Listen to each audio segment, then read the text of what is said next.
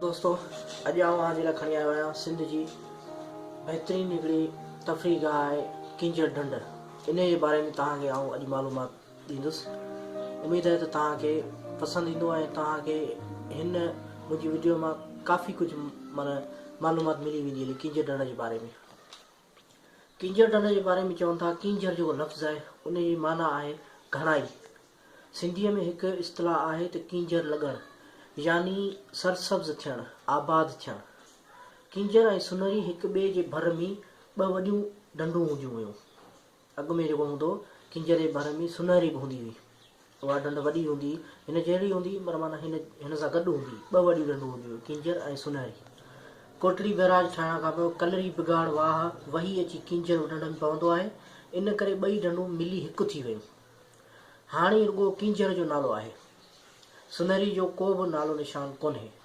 किंजर ऐं सुनहरी जे नालनि बाबति हिकु मकानी रिवायत आहे त किंजर हिकु मुहाणो हो ऐं सोनल संदसि ज़ाल हुई। उन्हनि ढंढनि ते उहे नाला बि उन्हनि जे पोयां पिया। इहा बि मकानी रिवायत आहे त मीरबरनि जो गंदरा कबीलो किंजर ऐं सोनल जो औलाद आहे। किंजर हिकु पुराणी ऐं तारीख़ी ढंढ आहे। सिंध जे रोमानवी दास्तान नूरी जाम तमाची जो तालुक़ बि हिन ढंढ सां आहे।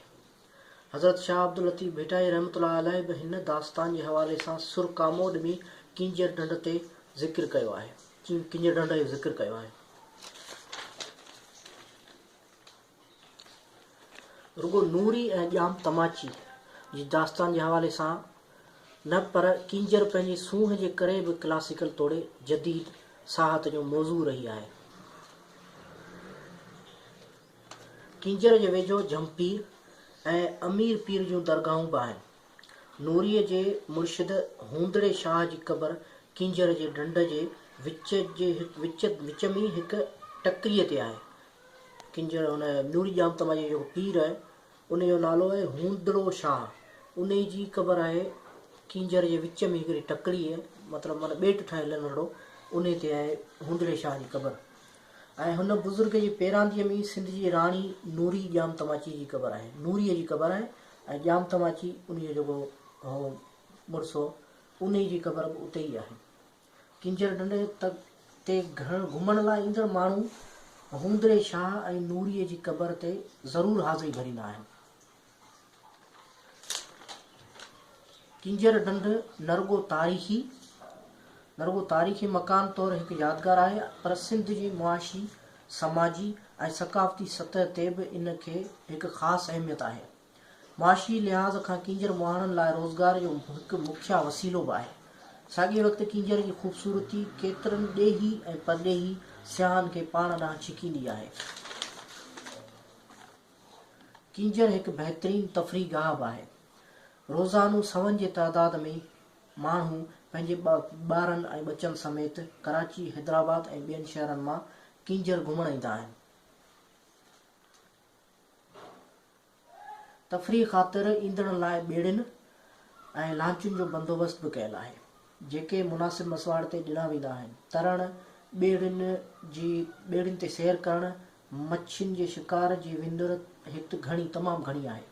किंजर ढंढ जो मां सालियानो लखें रुपयनि जी मच्छी फासाई वञे थी। हिते मच्छियुनि जा क़िस्म जेके मिलनि था उहे तव्हांखे ॿुधाईंदो हलियां। उहे ॿूरानी आहे, बिह आहे, पॿुण आहे, कुम आहे, लोड़ ऐं ॿिया जेके क़िस्म आहिनि मच्छीअ जा उहे हितां मिलनि था। सालियानो माना लखें रुपयनि जी मच्छी हितां मारी वञे थी। किंजर जे चौधारी अॻे वॾियूं वॾियूं वसंदियूं ॻोठ आबाद हूंदा हुआ, जिन मां केतिरा ई पाणी हेठि अची विया आहिनि। हिन वक़्तु झमपीर, हेलाया, चिलिया ऐं ॿियूं वॾियूं वसंदियूं मौजूदु आहिनि। उमेद त तव्हांखे हीअ मुंहिंजी वीडियो पसंदि आई हूंदी, ऐं जेकॾहिं पसंदि आई हुजे त लाइक ज़रूरु कजो ऐं पासे में हिकिड़ो ॻाढ़ो निशान आहे सब्सक्राइब, उन खे लाज़मी दॿाइजो ऐं उन जे पासे में घंटीअ जो निशान आहे उन खे दॿाइजो। जेकॾहिं उन खे दॿाईंदा जेके मुंहिंजियूं नयूं वीडियोज़ हूंदियूं तव्हां ताईं आराम सां जल्दी पहुची वेंदियूं। महिरबानी।